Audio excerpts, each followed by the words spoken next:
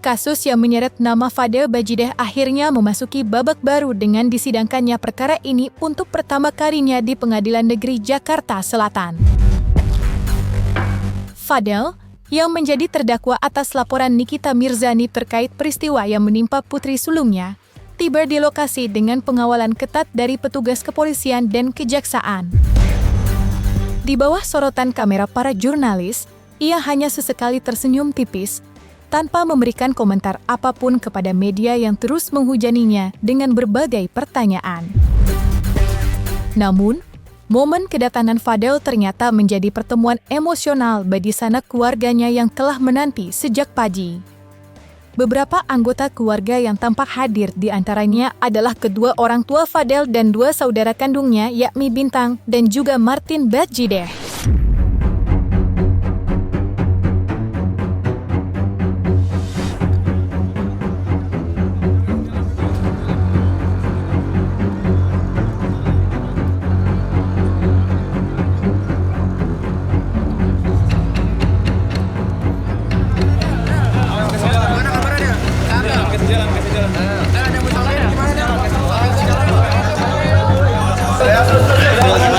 Gimana persiapannya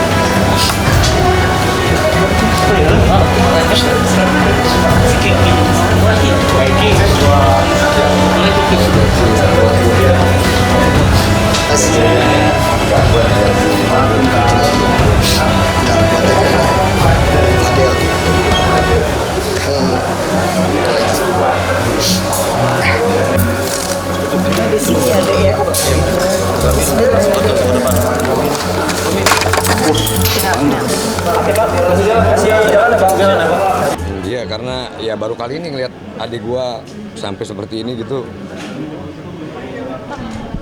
Bang, katanya ada mau sampai nama Fadel. Apa itu Bang? Oh, nggak tahu kalau itu. Kita nggak tahu. Mungkin ya yang pasti saya yakin kebaikan positif. Kita nggak tahu juga. Mudah-mudahan semuanya lancar. Minta doanya semua.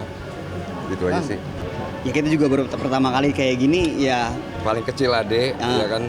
Maksudnya kelepas dari gua sama Bintang ya. Karena belum biasa gua terpisah begini kan. Makanya semoga kita bisa disatuin lagi. Bismillah, biar jalannya semua lancar, biar Amin. Allah bantu. Amin. Ya. Amin. Sampai 3 minggu ya. Iya. Lebih dari 20 hari lah ya. Lebih dari 20 hari. Berarti tidak ada menjenguk ke rutan itu? Saat itu belum bisa, jadi paling kita minta pernyataannya dari KOYA lah. Yang Dari kuasa hukum. kita. Jadi kita tanya kabar, ya Fadel katanya sehat dan kita alhamdulillah tadi ngeliat Fadel pertama kali lagi ya. Itu kan lihat wajahnya juga lebih banyak menunduk, sesekali ngeliat ke rekan-rekan wartawan gitu ya. Tapi utamanya ketika dia keluar itu dia fokusnya ngeliat ke kakaknya dan ayahnya yang sudah menunggu di pintu gitu ya. Jadi dia lebih ke fokus ke keluarganya. Di situ dia nggak terlalu biwar sama yang lain, hanya sesekali dia ngelihat akses ke yang lain, tapi lebih ke dia ngerasain kehadiran saudara-saudara itu untuk mendukung dan ayahnya itu untuk mendukung dia juga ibunya dalam proses menuju ke ruang sidang itu.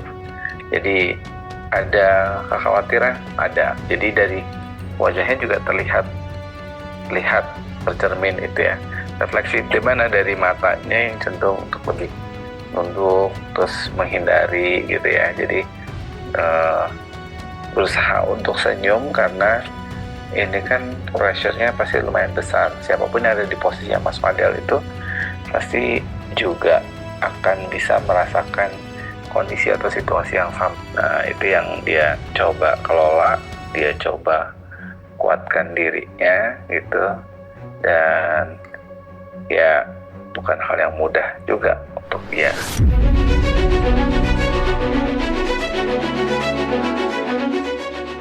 Sidang perdana yang menghadirkan Fadel Bajideh sebagai terdakwa berlangsung dengan agenda pembacaan dakwaan oleh jaksa penuntut umum. Mengingat kasus ini menyangkut anak di bawah umur, persidangan digelar secara tertutup untuk melindungi identitas korban dan menjaga kerahasiaan materi sidang. Meski demikian, perhatian publik tetap tertuju pada jalannya kasus yang telah menjadi sorotan luas ini. Setelah persidangan usai, tampak Fadel keluar dari ruang sidang, langsung dikawal ketat oleh petugas pengadilan, kejaksaan, serta kepolisian.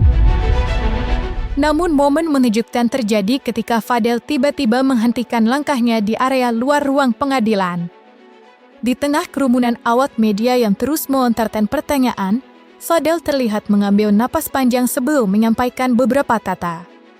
Dengan suara yang sedikit bergetar, ia secara terbuka menyampaikan permintaan maaf kepada masyarakat. Gimana Kak pada hari ini? Kalau dari Fadel, kalau buat hasil sidang belum bisa Fadel kasih tahu, tapi alhamdulillah lancar semuanya. Maaf atas kegaduhan juga yang Fadel buat kemarin, yang Fadel berbohong juga kemarin kepada publik. Fadel minta maaf. Semoga Fadel bisa jadi lebih baik dengan masalah ini. Ya garis besarnya isi dakwaannya seperti yang kemarin rame beritanya. Tapi nanti kan kita akan lihat pembuktian. Kalau orang minta maaf itu kan nggak mesti salah seperti apa yang dituduhkan ya. Jadi diartikannya juga bukan. Saya meminta maaf kepada masyarakat itu mungkin atas kegaduhan yang terjadi selama ini, dan bukan berarti dia mengakui apa yang dituduhkan ya. Jadi ya kita lihat, ini kan masih azas praduga tak bersalah sampai ketok palu. Tapi lebih spesifik meminta maafnya kepada siapa sih? Tadi kepada siapa katanya? Kepada masyarakat. Iya, kepada masyarakat. Ya kalau itu kan memang harus disidangkan ya, karena dia sudah jadi saat ini terdakwa ya untuk disidangkan. Seingat saya juga tahu nomor perkaranya, tapi mungkin saya harus lihat supaya saya nggak salah.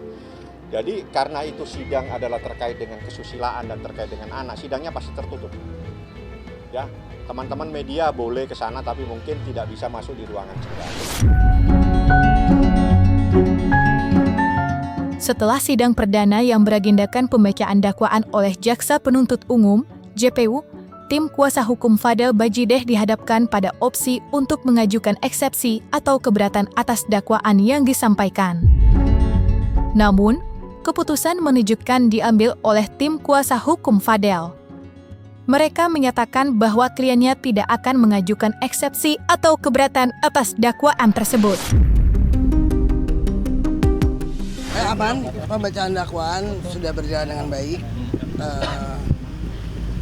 Dari kami, dari Fadel sendiri tidak ada eksepsi. Tidak ada eksepsi. Ya, jadi minggu depan saksi-saksi.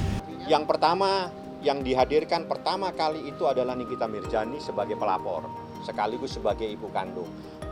Setelah itu Laura. Soal siapa yang datang, saya berharap dua-duanya didatangkan bersamaan. Saya berharap nanti saya coba komunikasikan biar anaknya bisa bertemu juga dengan Nikita Mirzani di pengadilan. Jadi maksimal 15 tahun ya 15 tahun atau mungkin berapa.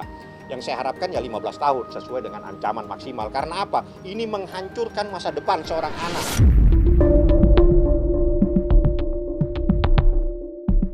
Setelah menyelesaikan sidang perdana di Pengadilan Negeri Jakarta Selatan, Fadel Bajideh segera dibawa kembali ke mobil tahanan untuk kembali ke rumah tahanan tempat ia menjalani masa penahanan sementara. Momen ini menjadi perhatian khusus, terutama karena adanya interaksi emosional antara Fadel dan keluarganya yang telah menunggu di luar ruang sidang sejak pagi. Sang ibu, yang sejak awal terlihat hadir di lokasi, tampak membawa beberapa barang pribadi milik Fadel. Di antaranya adalah pakaian bersih yang ia siapkan untuk memastikan putranya tetap merasa nyaman selama berada di rutan.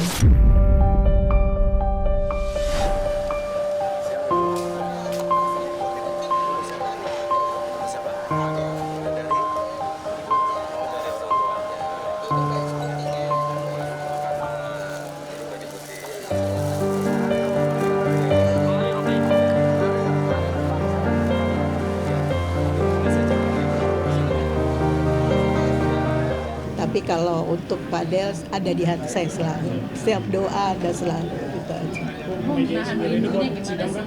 Ya nahan rindunya ya apa ya, saya selalu cuma titip doa aja sih Mbak, itu aja yang Ibu kirim doa buat padel selalu di setiap sujud Ibu, itu aja sih. Setiap sidang akan hadir juga ya? Pasti, insya Allah pasti. Bang Ade, ini kan udah lama baru ketemu lagi nih. Ada poin makanan khusus nggak untuk Pak Ade?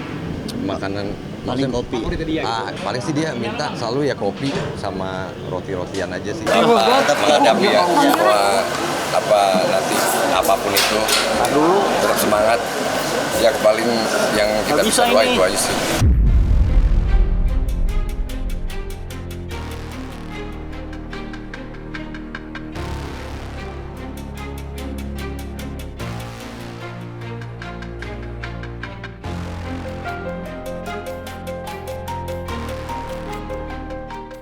Nah, selesai sudah Cumi Lovers.